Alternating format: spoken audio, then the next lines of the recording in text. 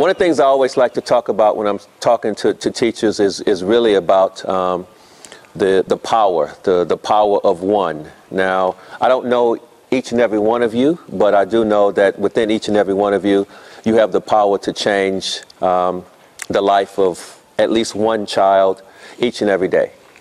And I just want to share with you my experiences with teachers and my experiences with how teachers have affected my life and why I do what I do each and every day now. And let's go out and talk to students and also corporates and so forth.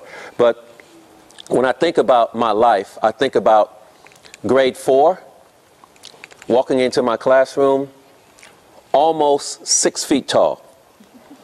So can you imagine how big that is? I mean, you know, 10, 11, and big feet and so forth. And imagine what every student in the school is thinking. You have to be an athlete, or you got to be talented, you got to be gifted, you got to be special, you're going to be a millionaire, you're going to do all these sorts of things. But the bottom line was, I didn't think that about myself at all. One of the reasons why, because I was born with a disease in both of my knees, which the doctors told me that I would never, ever play sport. The fact that I was living in South Central Los Angeles, which meant that, you know, we had no money, so I wasn't going to go to college or university. I didn't have the right clothes on. I just didn't fit into what everyone thought was cool. So therefore, when I went to school every day, you had the real cool kids, and then you had the ones who were like me. Can you identify anybody in your school who you teach who perhaps had that like me syndrome? Anybody? A lot of kids, huh? A lot of kids walk around and they go, wow, I'm just not good at that. Was me. So I walked into my classroom. I can remember walking into the classroom and I was thinking, wow, you know what, first day of school, and my teacher walked up to me and said, hey, Eric, did you have a great summer? And I was like, oh, yeah, it was great. And my teacher just looked at me and said, well, it's so unfortunate that you're one of those kids who are never going to graduate from school. Oh, gee. And I just looked at my teacher, and my teacher just looked at me, and I was like, deflated. Absolutely deflated. And for the rest of that school year, guess what I did? Nothing. Guess what I remembered? That one comment from that teacher. I got to year 7, and guess what I remembered? That one statement. I got to grade 9, and guess what I remembered? That one statement. In year 10, I could barely read. I had played no sport. I had no friends. I was still poor. And even though some teachers kept saying, hey, you can do this, I only remembered what I heard in grade 4. And the reason why I'm sharing this with you is because there are students in this school, in your classroom, who only remember what they were told maybe a couple years or 3 years later. And no matter what you say, they can't remember, they can't identify with what you're saying. So therefore, what I'm going to say for you now is that you have the ability to reach inside that one person and do what this one teacher did for me. I'm in grade 10. I'm no longer 6 foot. You know, I'm 6'5" now. I got size 17 shoe. I still don't play sport. I'm still poor. I'm still not a great student. And I still remember that teacher telling me I'm a nothing, I'm a nobody, and a loser. And this one teacher walked over to me. I will never forget the day. His name is John Nuccio. He was this tall. He was little. And he walked over to me and he said, hey, man, you're big. And I said, thanks, I know this. And he said, have you ever played basketball before? Have you ever thought about going to college? And you know what? I just couldn't wait to tell him. I just couldn't wait to say, I was like, oh, come on, man. I can't go to college. And I told him all the bad stuff. I live in South Central Los Angeles. I'm poor. I'm black. All this kind of stuff. My knees are bad. And he just kept talking. And finally he said to me this. He said, look at your life right now. He said, would you like something better for you and your family? I said, what's better than what I got? You know why I said what's better than what I got? Because every day in South Central Los Angeles, I woke up and saw the same thing every day. I had never allowed my mind to conceive that there was something bigger and better out there waiting for me. So he started telling me, you could go to college, you could go to university, you could buy a house, you could buy a car, you could take care of your parents, you could travel the world, you could do all this. I was like, you talking to me? What? Where are you getting all this stuff from? And he says, what about if I could show you a way? And I said, what is that way? He said, after school, I want you to come down to the basketball courts. And he said, I'm going to just teach you how to play the game. And I want you to give me 100% of your effort. And let's see where it takes you. And I said, why would you want to do that for me? And this was the key moment of my life. His response. He said, because I see in you something that you can't see yourself. You see, no one had ever taken the time to look at me face to face, eyeball to eyeball, and say, I see greatness in you. And for that short second, I allowed myself to believe that my life could change. I said, what do you want me to do? I went down to the basketball courts. He spent some time with me. I played my first game. I scored 73 points by myself. For those of you who don't know anything about basketball, scoring 73 points in a game as a team is an amazing feat. But to do it all by yourself, he then came to me afterwards and he was like, that was amazing. He said, no one's ever done that before. He says, do you know with what you've just done and you've never ever practiced, you didn't know the rules? He said, you've got greatness in you, young man. He said, join the team. And I said, join the team? When? When do you practice? And he went through the practice schedule, 5 o'clock in the morning. Whoa. 5 o'clock after school. Whoa. 4 hours on Saturday. Whoa. And then he told me about a study hall that we had to go to with teachers. He said, I want you to commit. And I said, you know what? I'd like to do that, but I live in South Central Los Angeles. I'd have to get up so early. I'd get home late. It's dangerous in my neighborhood.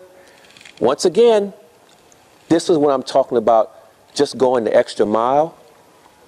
He said to me, this is what I will do. He said, you commit to this program. Every night after practice, I will drive you home to your front door. He's a white guy. He's going to drive into South Central Los Angeles with his brand new BMW.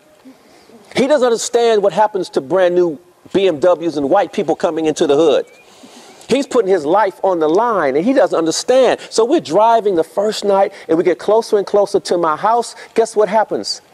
He can look at the neighborhood and he's like, oh, this is scary. I said, but you got to keep going. He starts seeing the broken down homes and the people living on the side of the road. He starts seeing all the gang stuff on the walls. And he starts saying to me, is it like this in every street? I said, every single street. We get to some red lights and I'm looking over at him and he's shaking on the side of the road. People are looking at his car and I said, Coach, I think you better drive. He said, it's a red light. I said, Coach, life or red light? He said, but I don't want to break the law. I said, do you want to live, Coach? He says, what do you mean? I said, drive. Before we got through the red lights, the guys came over and was trying to take the wheels off of his car. The car was shaking. He was like, this is crazy. I said, drive. And he went through the red lights. We got to my house. And just as we pulled up, I looked over at him. He was crying. Tears were rolling down his face. I know why he was crying. Because he's going to say, hey, Eric, look, man, I'm sorry. You know, we tried this little experiment thing, but I like my car. I like my life. So tell you what I'm going to do, man. I'm going to just drop you off and good luck. You know why I thought like that? Because I didn't believe anything great was possible for me. But this is what he told me. He said, hey, Eric, that was scary. But every night, I'm going to drive you home. And I said, what about the neighborhood? He said, you commit to our program and I'll commit to you. I was 14. 17 years of age. I graduated from high school. 17 years of age, I got a scholarship to Boise State University. On my graduation night, my coach sat next to my parents in the front row. And as I walked down the steps with my certificate, my father, my mother, and my coach were crying. Afterwards, he walked up to me and he said, "You earned this." From age 14 to 17, that coach did something that I want to encourage each and every one of you to do with every student that you can possibly come into contact with, and that is remind them that greatness is in them. Even though the world might not think so, their parents might not think so.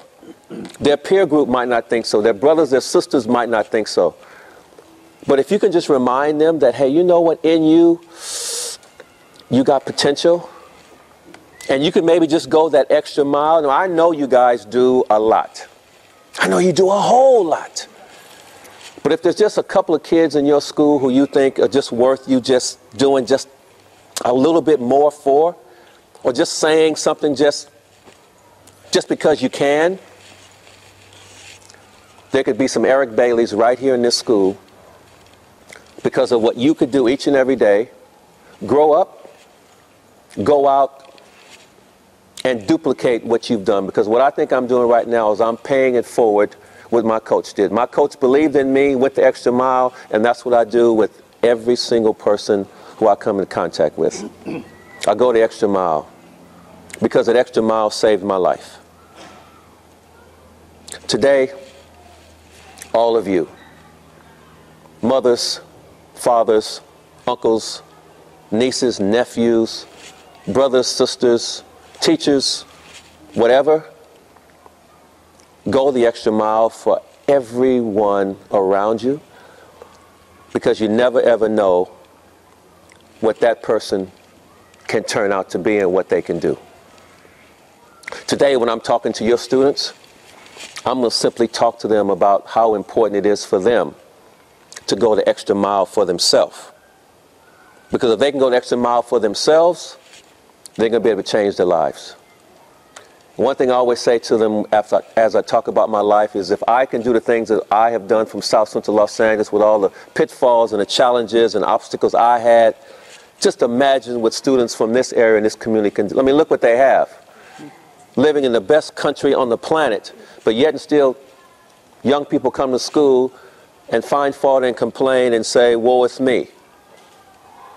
So, in closing, I want to congratulate each and every one of you, and I want to applaud each and every one of you for the position that you have and the power that you have each and every day to change the life. And you guys just continue doing what you're doing, and you guys are creating the next leaders of our generation. So, yeah, you guys have an awesome week, and I look forward to working with your students. We're going to have a lot of fun. I'm going to break it down to them. I'm going to tell them exactly the way it is. I'm not going to sugarcoat it, and I'm hoping that over the next week or so that you guys can implement some of the things that I've talked about and remind them of what they have, what's at stake, because an opportunity for them each and every day to come here and basically do something to change their life. Thank you very much.